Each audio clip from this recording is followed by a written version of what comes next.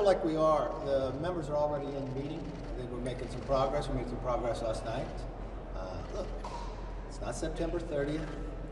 The game is not over, so we continue to work through it. And I've been at this place many times before, and we're going to solve this problem. Why do you think some of these members are looking for a top-line number, a specific number, pre-COVID levels? Are you willing to give them that? Are these people that voted against the rule? No last night. Okay, so let's walk through that rationale. Does that mean they were going to change what funding was to the DOD? No. So voting against the rule, there's no rationale for that. You're saying the bill can't come forward. This is our armed services. This is our Department of Defense. That number was never going to change. The members are down there working through the different ones, so we'll figure it out. Will they get a top line? 11 days out at this point, how confident are you that we will avert this government shutdown? Look, I don't know if any of you ever played sports. Did you quit before the game was over? If you went into overtime, did you quit during that time too? I think this is where the most significant change happens.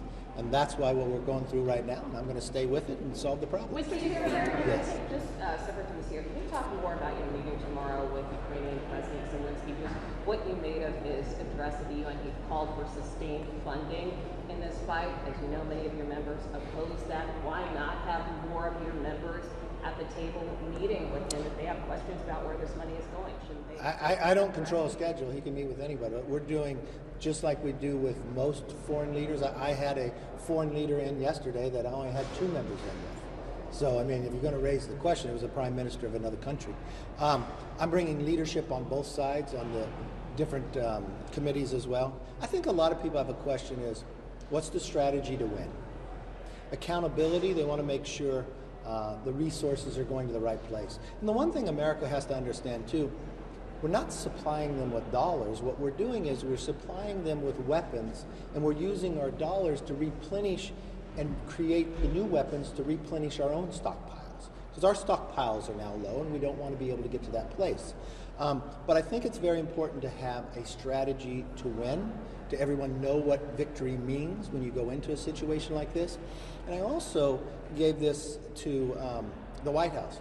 Why do you just send us a supplemental and say you need this? Why wouldn't you sit down with members of Congress beforehand, work together on whatever supplemental you need to do? The other thing, in our continuing resolution, you'll find that we put a lot of new accountability factors into the resources that we provide Ukraine, because I think the American public wants that. Look, what Russia has done is wrong. And we have spent, when you look through history, trillions of dollars worried about then the Soviet Union and now Putin. We don't have any American men or women on the ground. We believe in standing up for democracy, and we'll continue to do that. But the one thing I've always said in this job, no matter what the issue is, I always firmly believe you have to have accountability. These are hardworking taxpayer dollars.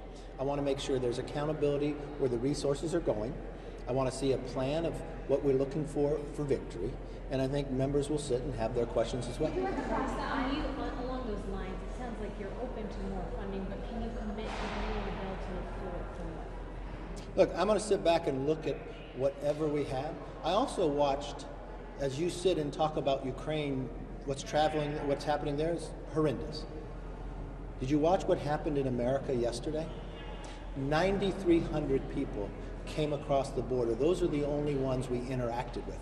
In the last 5 days, there was 45,000 people that came across the border illegally. Not from one other country, from 160 different other countries. We have one person tied to ISIS that people are paying to come here. We've caught people on the terrorist watch list. But again, I have not gotten one question from any of you who are reporters in America on the border. I don't know if you don't know what's happening down there. I've asked for a classified briefing for every member of Congress to give us an update, which CNN reported last week, an individual tied to ISIS leading people across the border. We caught more people in the month of February on the terrorist watch list than we caught in the entire last administration. I don't know if this is a concern to you, but I would wonder, why are these people coming here? If you're on the terrorist watch list, it's very difficult to get on. If you're sitting in Yemen and you're on the terrorist watch list, like 2 people who tried to come into California, but didn't come on the same day, But the border. I would wonder what they have planned, who are they talking to, and what are they doing? I've watched the president do a supplemental that's concerned about Ukraine and concerned about disasters, but he avoids the border. I think as policymakers, we should deal with all of it. And you are trying to in the CR. The border is a huge part of the CR. It looks like it's doomed to fail, though, tomorrow. Will you still bring it to a vote? All right. If we're ever playing sports, I don't know if I'm going to pick you on my team. We're not going to quit. We're never going to quit. For the DOD, which is insanely popular amongst the GOP conference, and you couldn't get that passed. Are you still going to try to bring the CR, which you clearly know you have way more than 5 that are against it?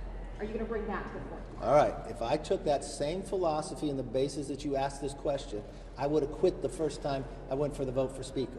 The one thing, if you haven't learned anything about me yet, I will never quit. I think America's too great to have such small ideas. I think America's too great to quit before it's over. Look, every struggle that we've ever overcome didn't come easy. And you know what? The Democrats have spent too much money. I get it. And we want to save everything we can. We want to make sure what the Democrats have done to our border is destroying our country. Right now, the president is in New York for the UN, correct? The mayor of New York is not a Republican, correct? The closest border to New York is Canada. He could be almost the furthest away from the border. What's his #1 issue? Migrants. What is his biggest fiscal challenge? Migrants. Would the president even meet with him? No. Tell me one bill that has changed the border from the last administration to now. Nothing, just the administration. They have changed this border. They have made every community a border community. Again, not one of you have asked me about fentanyl. But do you know almost 300 Americans today will be poisoned and died from fentanyl? So if an airliner crashed, you would ask me about what we're doing at the FAA. Every single day in America, an airliner is crashing with poison from China coming across our border based upon the policies of this administration. So if you ever ask if I'm going to give up, no, I'm never, ever going to give up. Thank you all.